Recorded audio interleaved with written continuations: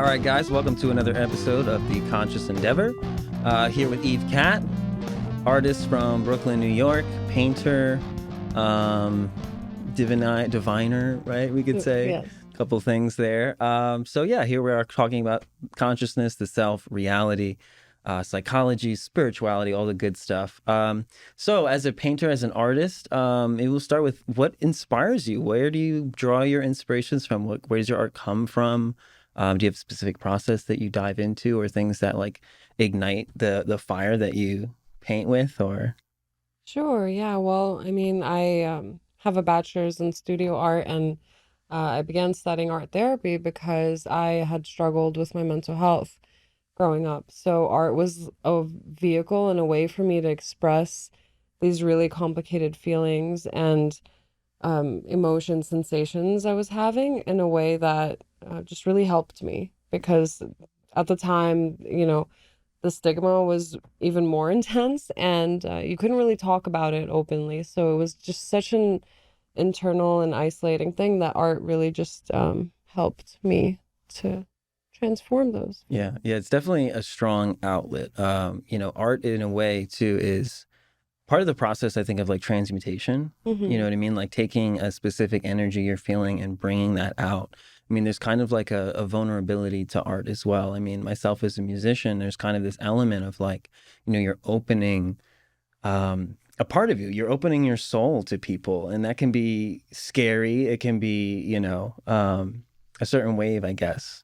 If we can talk about my recent digital art, I was kind of trying to project certain energies or thoughts. They're kind of like portals. I use different colors for different intentions. So there's like an Mm. intention and energy behind the art I make, and it's very purposeful in that I'm trying to accomplish it, creating this certain energy or frequency of uh, the thought or whatever I'm trying to get across in that. So Mm.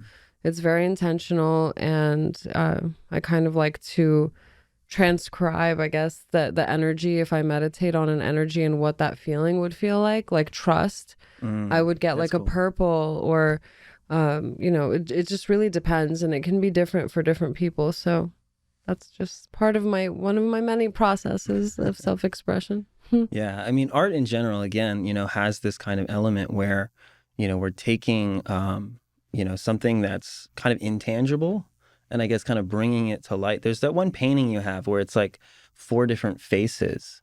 I remember that you have, Mm-hmm. and it kind of has a symbolic nature to it, right? It was like, were those different moods or those Yeah. different? Yeah. Yeah, it was the many faces of love. So it was just like a meditation on how in experiencing love, it's not just all rainbows and sunshine. Sometimes it triggers us and triggers different emotions and different states of being. So it was just kind of really feeling and expressing all of the subtle emotions we can go through. Hmm. Yeah. There's a huge like aspect, I think, of like introspection and like self-exploration when Hmm. it comes to art. And the interesting thing too is like there's so many layers of interpretation, I feel like, because sometimes, what you convey and what you're trying to bring in, and I feel like this comes in with multiple arts, with like writing, with Hmm. music, with visual arts, where like you have a specific intention that you're trying to bring into the forefront, but also the way that it gets captured by the individual who views it, Right. right? There's kind of like this multimodal translation that's going on. And I find sometimes it's very interesting where people might take more out of even the art that you have, or they see an aspect of the art that, that like they're capturing or they're looking at, Hmm. that we don't necessarily intend. And I always felt that with writing a lot too, where it was Yeah. like, sometimes even in college, like you could BS a paper and you can get an A, but sometimes you can dive into it and put your soul in it and you get Hmm. you get a C or something like Right. that. You know what I mean? So there's that heavy interpretation Yes. um, behind art, I guess, as well. Yeah, it's really tricky. It's about this magic, I suppose, of really having your intention or intended projection of this very intangible thing to be captured by somebody in the way that I feel like that's what successful art making is like Hmm.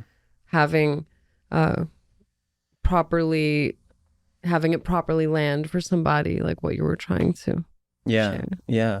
It's also interesting too. I mean, one of the things I think a lot of people in the art community run up against is just the way that art is valued in culture. Mm-hmm. I've wrote on this a little bit in terms of just these mental dichotomies that we kind of go through as someone in the arts, because in general, like you have schools and things like that, the first thing to get cut funding Mm-hmm. is the arts, Right. is music, is visual arts. And you kind of go through this whole idea that it becomes art is probably one of the things that gives flavor, I think, to the human experience, but it Mm-hmm. often gets like a lot of flack, and it doesn't get appreciated, doesn't get monetized Right. as heavily as it should. And that's really hard to navigate, especially when you're putting your heart and soul into, creation, but you have society, which is like, get a real job, like sort of energy to it.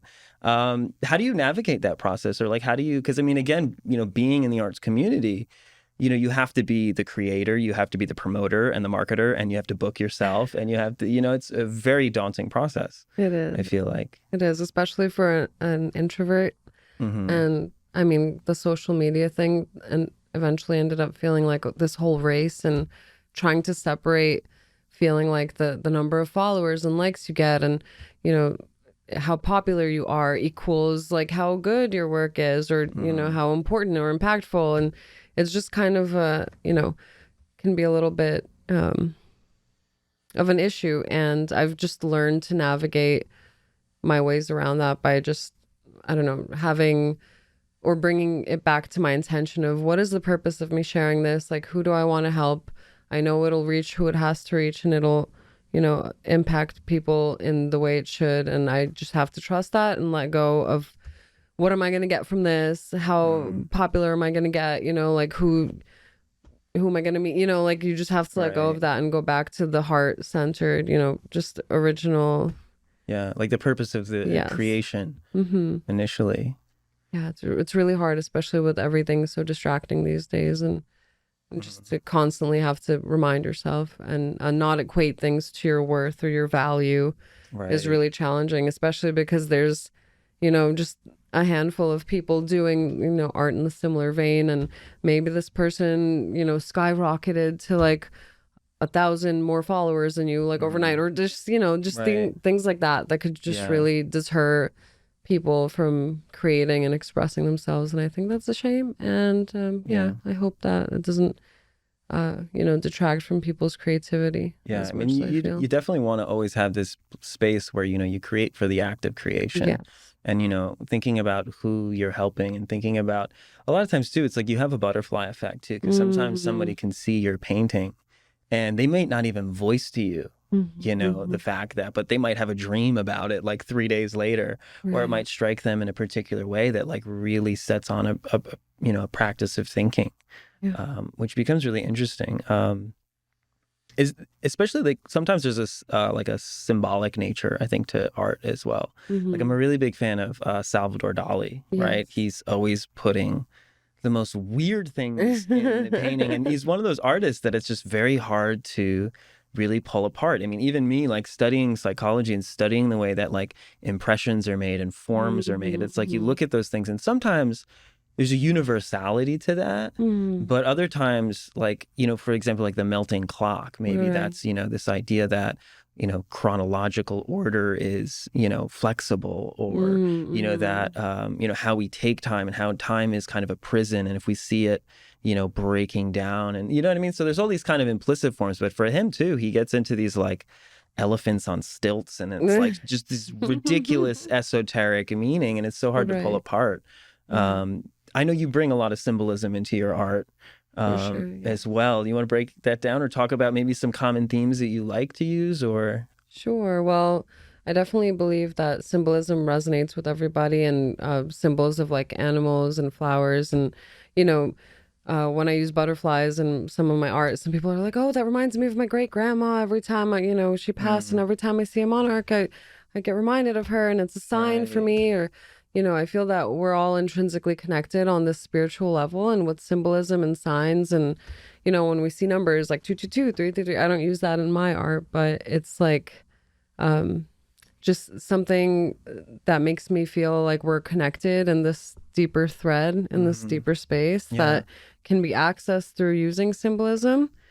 And especially I feel using words, like in my cards, in my healing art cards, the intention was to kind of reprogram our subconscious mind. And just to go back to Dali, yeah, I feel like he explores in the realm of the subconscious where things don't naturally or, Hmm. automatically make sense to our conscious mind. So it's Right.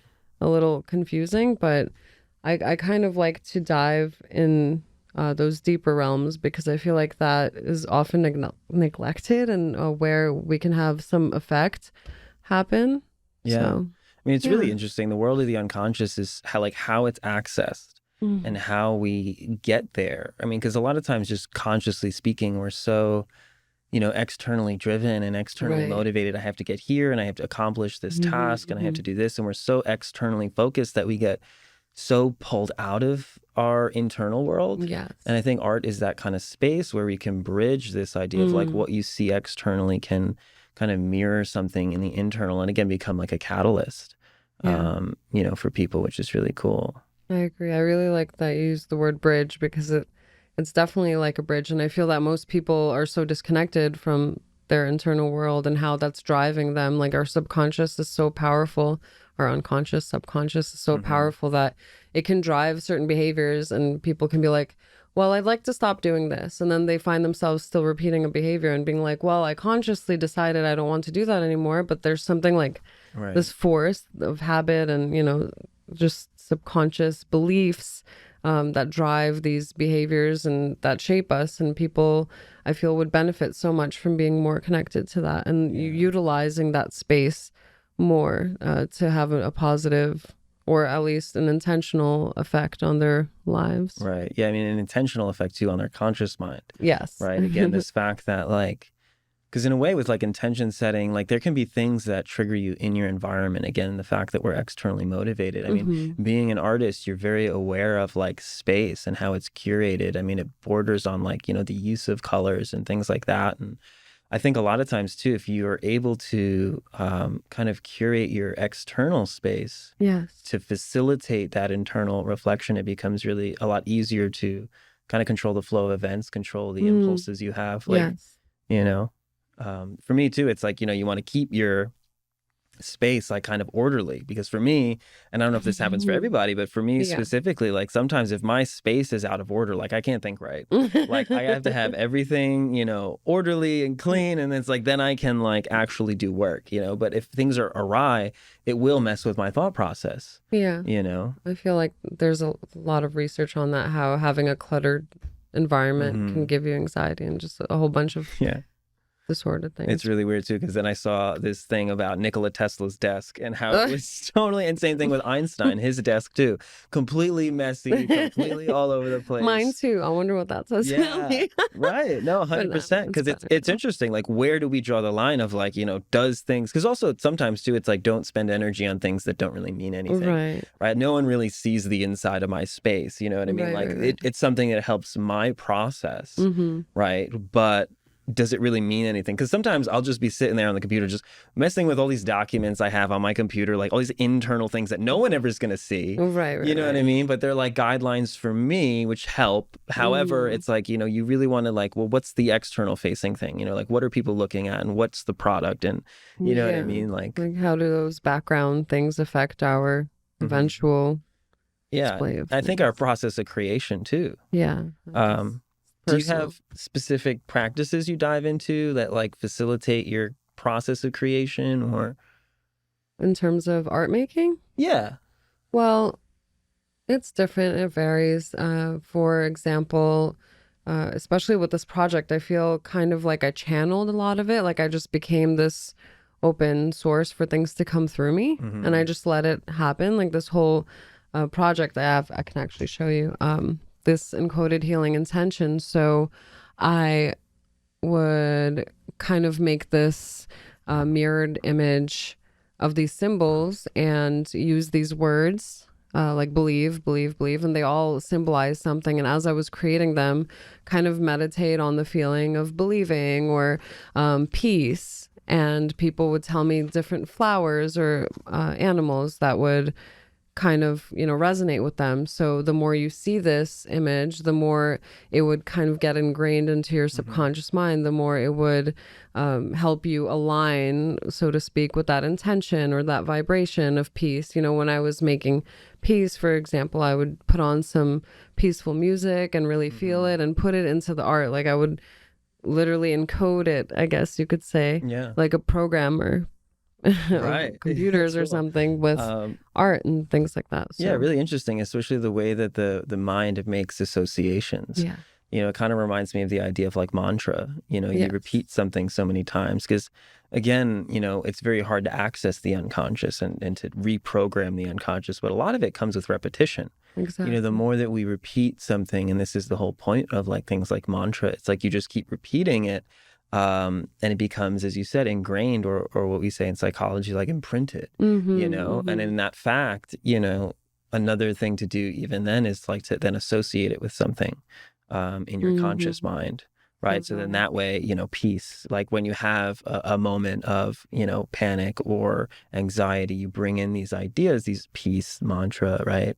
Whatever you need. And it really changes the way that you operate. Yeah. Which is super cool. I mean, it's, if anything's close to magic, I think it's really, borders on that. It becomes really interesting. Totally. It's just creating your own intentional state of being. I feel like that's pretty magical, because you first you have to be conscious or aware enough to be like, I actually want to feel this, or be in this certain way, or I want to attract success. I really kind of believe in the law of attraction, not kind of, I do.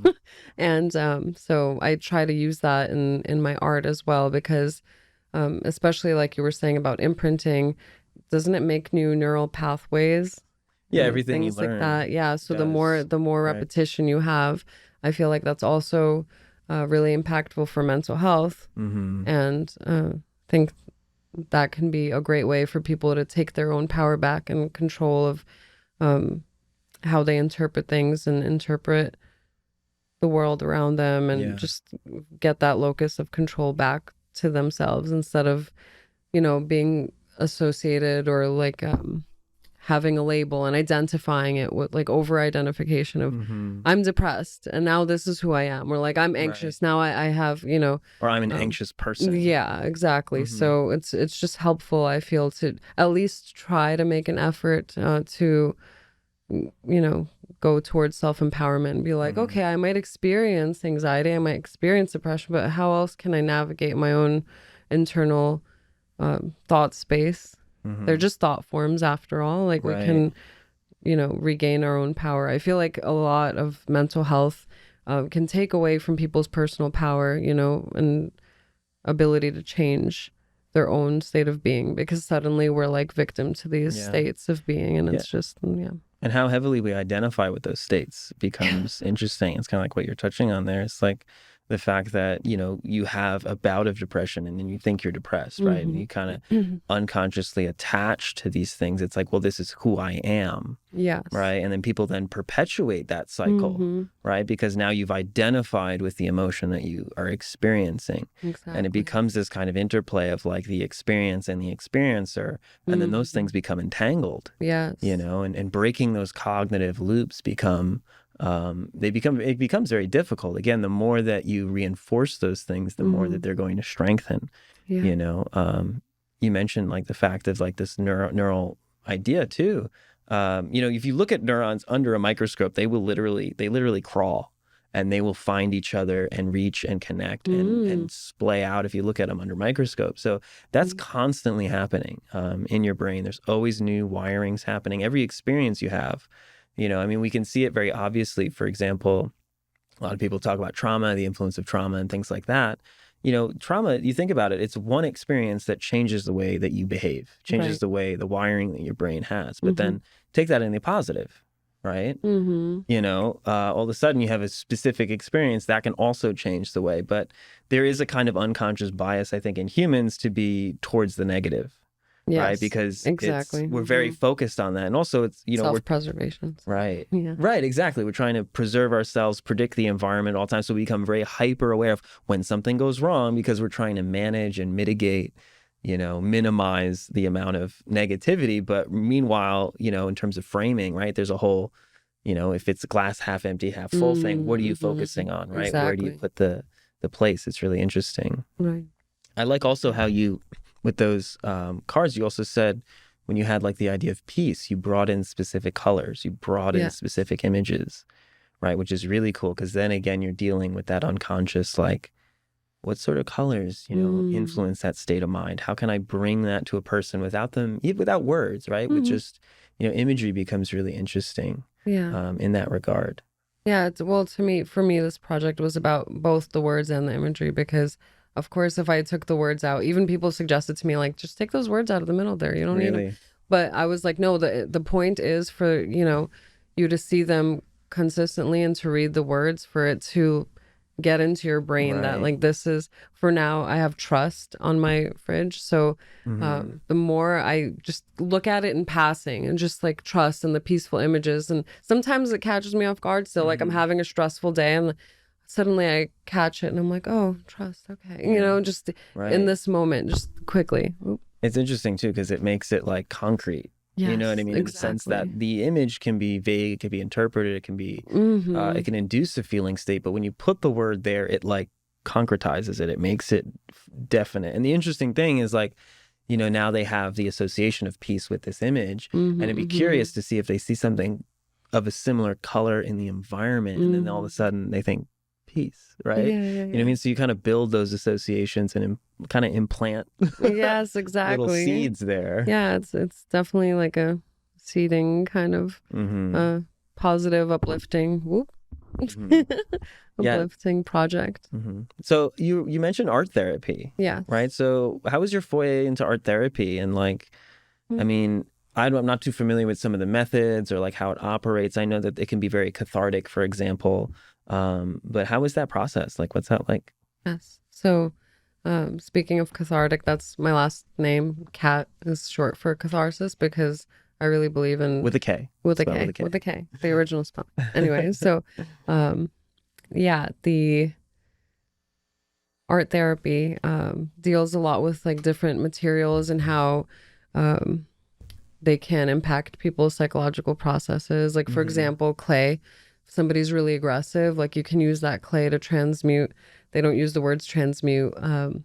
but how to take that clay and if somebody's like in an aggressive mood or having uh, mental health stresses, they can take that out on the clay and it's like a positive Right. uh, kind of release of that emotion. Mm-hmm. So I learned in art therapy a whole lot about different techniques, different materials that can produce and induce like different, I guess, transformations in Right. people that are more positive and just let the emotions out. And also, we went really deep into kind of, having certain prompts for drawings and seeing what kind of uh, drawings result in a certain mood, or we look for Interesting. eyes if somebody's psychotic. It's just like it can go Right. really deep into so many levels. And that's the So analysis of the image, like after the yes, fact. That's really interesting. yes, but there's like two branches of art therapy where it also branches Right. out into like there's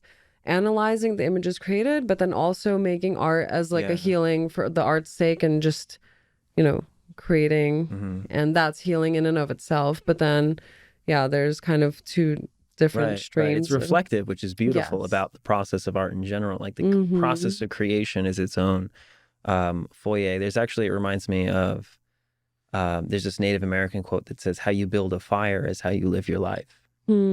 Right. So Mm-hmm. in the same way of approaching art, because it's like, do you set the logs and then do you get the appropriate amount of, like tinder to start the fire? And then how do Right, you right, right. feed into it? How do you feed the fire as it burns? Uh-huh. Are you calculated? Are you just randomly throwing things in there? You know what I mean? So it becomes It's- interesting yeah. with same thing with art. You know what I mean? In that Mm-hmm. process of creation, I can, the analogy you were doing with the clay, like using it, I feel like something slam it down and then pick it back up and then Yes, slam it down and kind of just, exactly. you do get a kind of physiological release out of that. And I Yep. think that's extremely important. It's probably harder to do with a canvas. Like you can't, I mean, it's a I more subtle suppose, form, but yeah, they're just different paint strokes. You can hmm coach clients to, um, use the materials in a different way to express the different feelings they're feeling. There's just so Mhm. much there. I feel like it's a really rich practice, and I feel that everybody should try it at least once in their life to Yeah. work through difficult things. It's really a beautiful way to, do some self-analysis and really ask questions of, why am I feeling this way, or Mhm. how can we work through this better? It's interesting too, because like if you don't give people too many prompts, they kind of create out of their own mind. And Mm. I've seen certain tools with psychoanalysis, for example, where they'll tell people to draw a tree or to paint a tree in this case, maybe. And how you make that tree has a lot of symbolism as Yep. to the unconscious state of mind. So if you make Hmm. a tree and you make it barren, Yeah. and you just draw like the things, or if you make a tree and it's has a lot of flowers in it and things like that, Hmm. they're like Hmm. unconscious reflections kind of about how you feel about yourself or how your current mood state is. Yep. So that's a wildly interesting guiding process. Yeah. Super cool.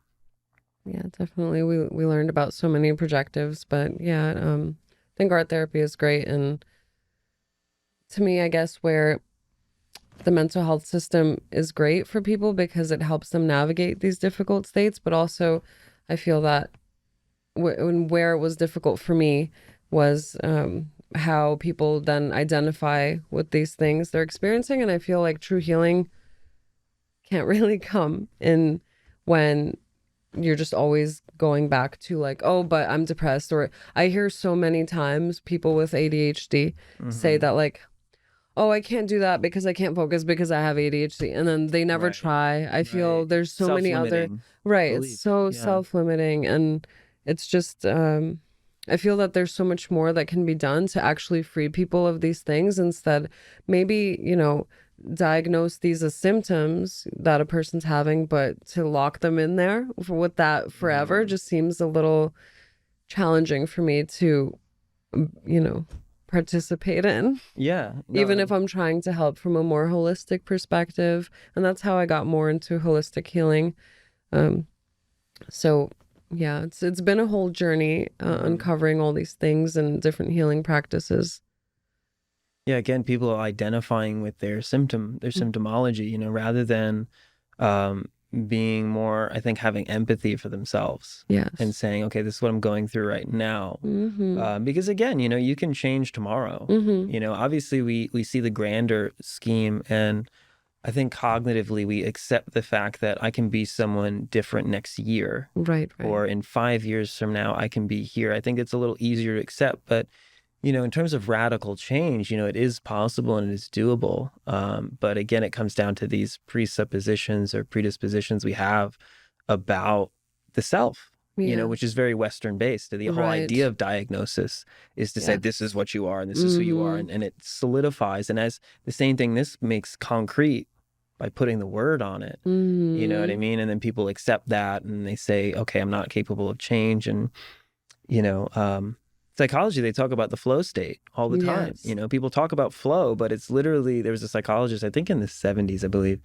who came up with this idea of the flow state and talked Mm-hmm. about how you let go into a specific process, Mm-hmm. and by just the act of letting go, you forget about the self, Mm-hmm. right? And you just become the process that you're doing, and as you're creating, that creation gives to you and you give into the creation, and you get rid of definitions, you get rid of Mm-hmm. identity, you get rid of all these things because you kind of lose yourself in that process. Yeah. I think that can be highly therapeutic. You also recommended the that documentary Crazy Yes. Wise, Yes. which was really interesting, and that was one that I watched and recommend everybody to check out and watch.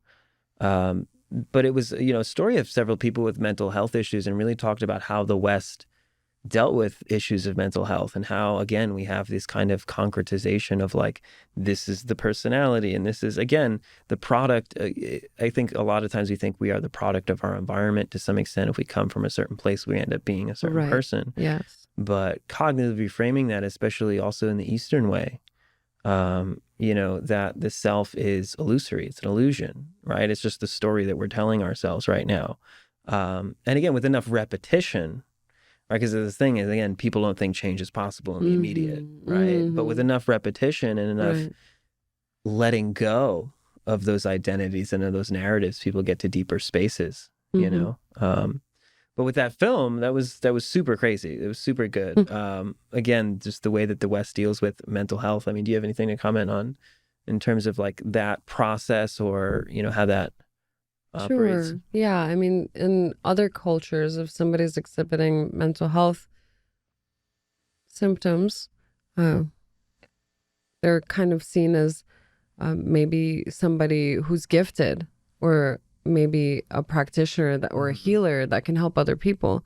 And in the documentary, I remember them kind of underlining, like, if only I had a teacher, or, if only Hmm. I had met a practitioner. Like in that documentary, there were different healers that would take people experiencing these symptoms under their wing, and now they have a purpose. They help others. They, um, experience a more spiritual side to these symptoms.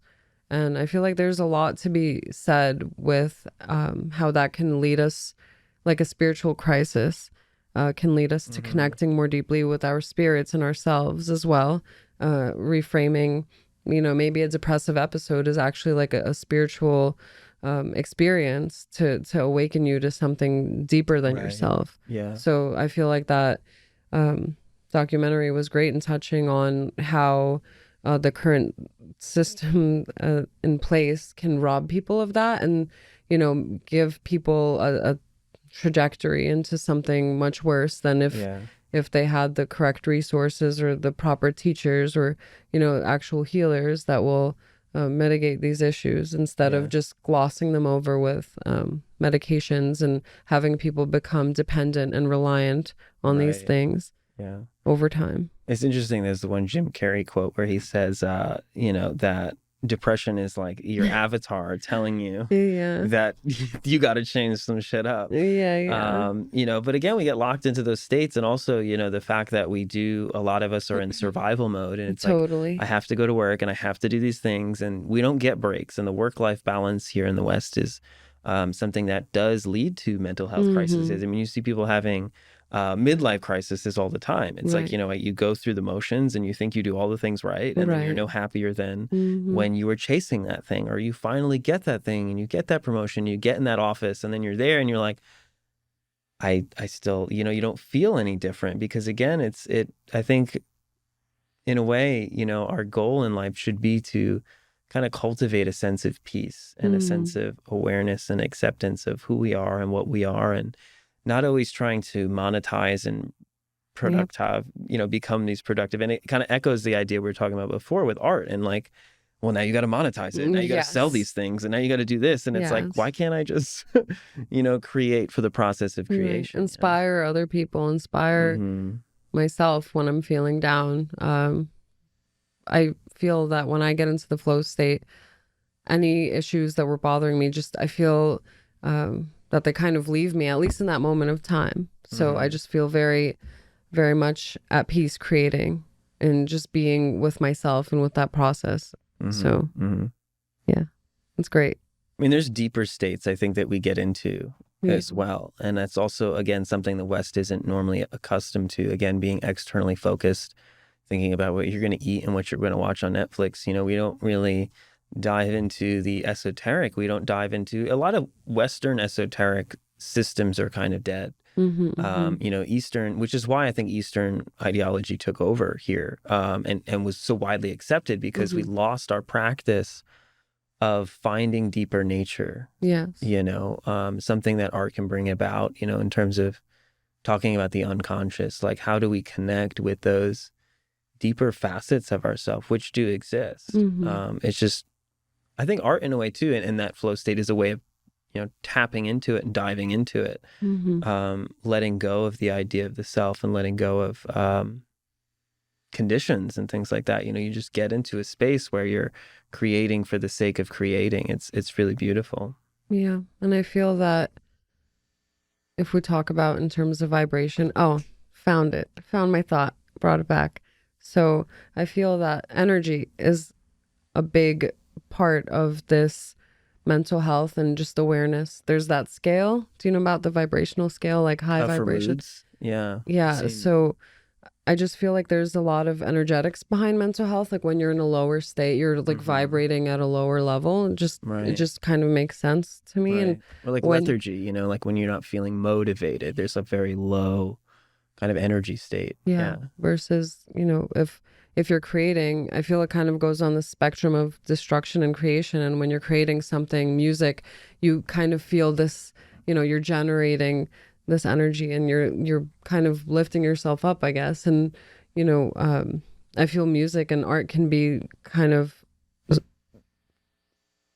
a vehicle for transcending these lower Mm-hmm. states, or Mm-hmm. just you can take yourself on a whole journey with just music and art and Yeah. creation. So um, becoming aware, there's ancient energy practices like qigong and tai chi, but moving our own energy, and like, what is an energy blockage? When we're stuck, maybe our subconscious mind is stuck on something. Maybe we had a wound in childhood about love, or any beliefs. To me, that's just like energy that's blocked. So Mm-hmm. all of this energy can possibly be creating our reality and we don't know it. That's why I feel it's so important to become conscious and just aware of what is driving our beliefs and you know, and it could be different beliefs about different things. A person can be so great with their relationship and personal life, but then their beliefs about, money and finances are just, for some reason they had a bad imprint about it. And Mm-hmm. now they're Mm-hmm. stuck on this frequency about that particular subject Right. in life. So Yeah. it's just fascinating to me, how energy can be moved. And I feel that creativity really helps transmute these energies and raise them up Yeah. in 100%. frequency. Yeah. 100%. And for me too, with music, it's like, the art brings about something in you, and it becomes a reflective process where you're able to go to these deeper spaces. For me, for example, I'll play like a riff or a chord, and it kind of like, ooh, okay, like, that, what I mean? It leads you into a Yes. certain aspect. And even like I've seen artists where they'll do these like random lines, and then they'll just like go random on a canvas, and then they'll look at that, and then they'll see what kind of gets Hmm. evoked from there. Yeah. And that's like a really cool process for just creation in general, like letting the randomness Hmm. of it kind of also drive you to an extent, which is pretty cool. Yeah. Observing and reflecting what that means to you, Mm-hmm, mm-hmm. and what feelings it brings out, because really these things are inside of us, and to bring it out and to experience it, now we're consciously aware of it and able to now have a different observation, a different viewpoint on this thing that is way deep inside of us that we have no Mm-hmm. understanding of, Or really to. access to. Yeah. Yeah. So speaking about energy, that's why I believe in, sound healing as well. Because, for example, I'm somebody who has intrusive thoughts, or sometimes I can get, because I'm so, I suppose it has something to do with creativity. I can get so just many thoughts all the time, and it can become overwhelming. So what I like about energy healing, or crystal, yeah, like playing the crystal bowls, sound healing, is that it just quiets the mind so you can reach a certain vibration where it's Mm-hmm. not so chaotic. It like brings you back down to Yeah. stillness. It's kind of like not a race button, but yeah, Yeah, no, it's cool. control I alt mean, it's a delete. physiological focus, I think, too, which really Yes. helps. Crystal bowls especially have such a interesting resonance. Mm-hmm. They really, not only they fill the room, but like you feel the sound go through you. Yes. And if you are quiet with it, I mean, even, you kind of give into this sense of awe and astonishment. And I think those emotions, as you said, them kind of being on somewhat of a spectrum, Mm-hmm. they're emotions that bring you, physiologically speaking, even out of the state you're in, you know what I mean? Because you can talk about, for example, like we can all intuitivize like the level of adrenaline in your blood, right? We can Yes. intuitivize. Obviously, if adrenaline goes up, right, you're going to be more like Yeah. more amped. Your eyes are going to dilate, right? You're going to have this whole experience. But there are other, I think physiological measures, and even when it comes to art too. Because for example, there's like they talk about like when you have a room that has very earthy tones, Mm. Yep. right? How that can affect your physiology unconsciously as you resonate within that um, space. Like red and yellow, for example, like make you want to move fast and make you, Mm. whatever. It's very interesting how we kind of reflect again, the environment that we're in. You know, there are energetic states, and they are very hard to, they can be hard to access. I think a lot of times too, we get stuck in repetitive Yes. patterns, you Oh, know. the patterns. Yeah. Again, the Yeah. nature of the unconscious, right? Constantly repeating these things. And, you know, in the spiritual community, when they talk about how patterns will repeat themselves until you learn the Yes. lesson, Yes. right? So really interesting. But, you know, there's always tools. There's, you know, Yeah. art being a tool, music being a tool, any of these things, even language, Sensory tools. Yeah, language for right? sure. You know, that's one of the big things. I'm a bit of a linguist myself, right? So language for me is always a tool. Again, the fact that we label things, we make attributions to Yes. ourselves, to other individuals, we make Self-talk. judgments. Yeah, no, It's so 100%. big. Sometimes we don't even notice, but you know, if we're having an off day or an off moment, off experience, what's like going on in the back of your mind right now? Are you beating yourself up? Like, are you really aware of what you believe, or you're telling Yeah. yourself consistently that's just going on in the background? That's why I feel like these things are so important. And also, scent, like aromatherapy, I feel you can rewire your brain in so many different ways with your intentions, and having some either lavender, you know, some aromatherapy just to rewire those. Like, I feel it fires the brain in so many different ways. Yeah, Like, it definitely does.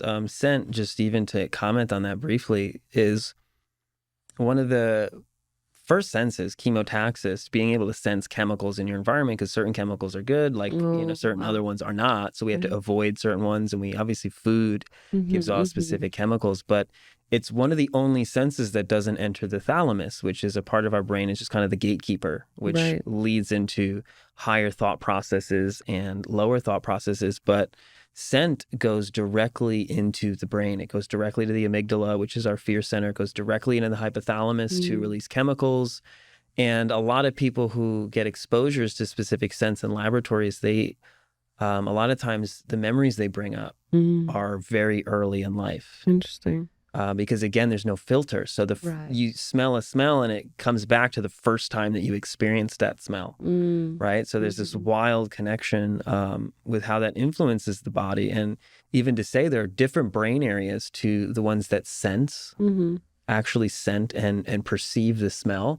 And there's a second brain area near the frontal lobe, orbital frontal cortex, which actually perceives whether you like it or not. Oh, cool. Yeah. So That's it's so layered. Yeah, no, 100%. And there's nuances there. So even to think, could you rewire those connections, right? Could you kind of like that smell? Like some people like the smell of gasoline, or like they like really weird smells. Right. And it's like, where in the point did that come from? Like, you know what I mean? Or what did you make a positive, unconsciously make a positive association with the gas station? Yeah. Or like wherever the Maybe hell that fun came family from. trip when you were 5. And like, Right. Yeah. gas, yum. But yeah, diving into that, you know, physiological responding, you know, sound healing, again, being one of those things where you become aware of your own resonance, I think. Yes. You know, you get into the sound and you feel this whoop, whoop, whoop, whoop, whoop, whoop, and it makes you, you know, you tune into that. And sometimes even you get into your heart rate, you can feel your blood flow, you get into the rate of your breathing, which is very, you know, extremely commonplace with mindful practices. It's like, what's the pace of your breathing right now? You know, then your heart rate, and then, you know, your brain wave. Yeah. To become super present. Yeah. To eliminate wherever else you can travel in that moment, and just be present in the moment. I feel practicing that more and more can just kind of bring people into more alignment of what is more natural for them. I feel like we're so far removed from nature, especially with these devices and things. It's just really important, especially sound healing with intention. Just going in there and being like, okay, all of this to me requires a lot of awareness, though. So like, what are you aware of, some patterns in your life you know, or behaviors that you would like to change, like to have awareness and have kind of, this is my intention for this, and like to have the sound. Like, to me, I just imagine like a literal bath. You know, you take a bath to cleanse your impurities. You take an energy bath, a vibration or frequency bath to like align things, you know, out of you, or, you know, to align yourself to certain intentions. At least that's how I would like to believe it. 100%. Is more helpful. Even to bring in the idea that the artist in and of themselves kind of goes to these realms. The artist to me is always like an explorer. Like, they have certain things, because there are people who do not like to go certain places in their mind. True. and they're afraid to approach certain ideas or certain things or certain wounds they may have. But the artist a lot of time dives headfirst into these things and, pulls it out of the ether and brings it into reality by the process of creation, and putting that on canvas or putting that into the air with music or something like that. There's a lot of activity that goes on there, and we're kind of like explorers in that way, bringing these things to people and just kind of like throwing it out there, because for example, it's like, the telephone, Right. like somebody had to think about that. That's true. Somebody had to be like, well, what if you were over there and I was here, but we could like talk.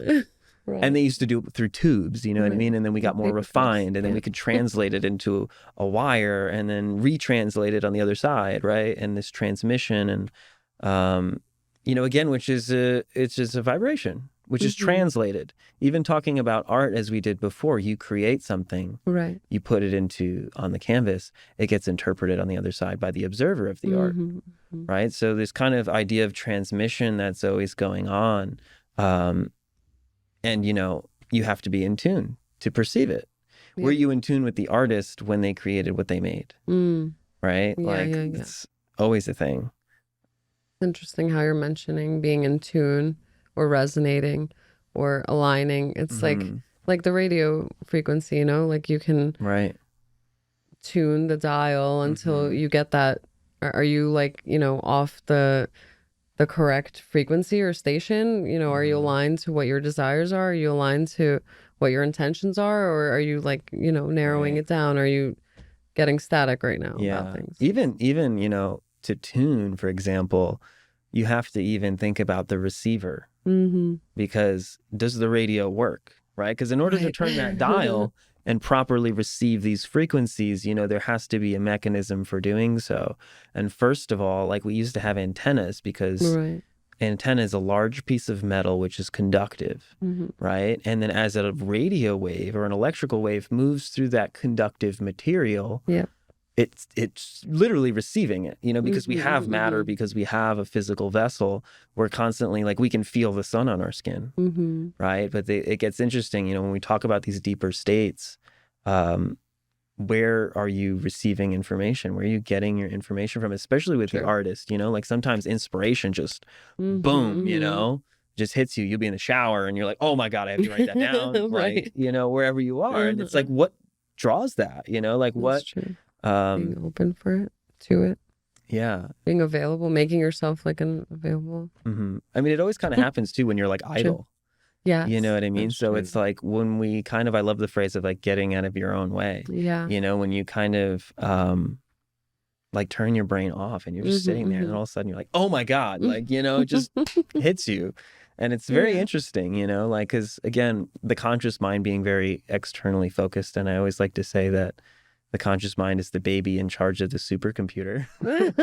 Okay. Interesting. Yeah. Right? Because again, your body is a vessel. It has so much capability, but we're over here like focused on culture and society and like, does my hair look okay? You know what I mean? And, just the artist bringing in these deeper states and that facility of those deeper states becomes really interesting.